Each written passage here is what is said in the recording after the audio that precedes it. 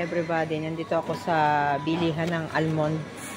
Kagagaling lang namin sa almond blossom. Ito naman, almond. Kulang-kulang 1 kilo, 75 shekel. Mahal din. Siguro mga ilang perasong seeds ito. 500 pieces of seeds. Hati-hati na lang kayo dyan. Sarap. Mahal. Diba?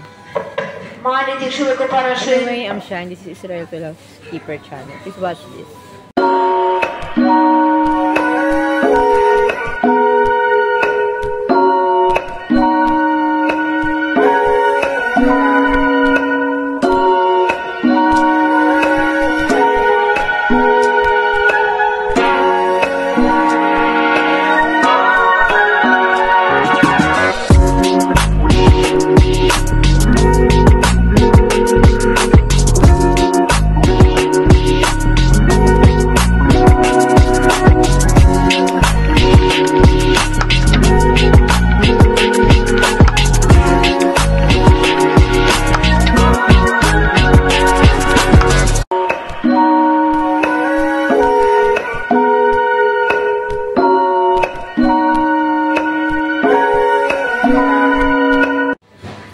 Yan ang almond dito.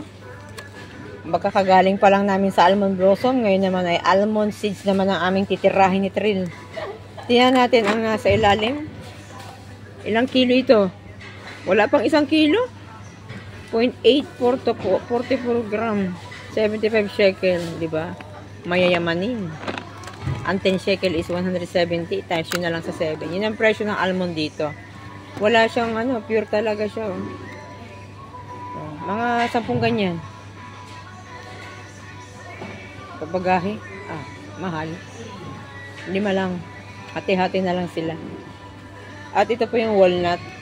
Walnuts. Sinahalo ito sa cakes. Can design. Alam ko nung nag-training kami noon. Ginigilid sa cakes. Mas mura ito. Walnuts. 42. Kalahating kilo. Diba? Marami dito yan. Ito malalaking dates.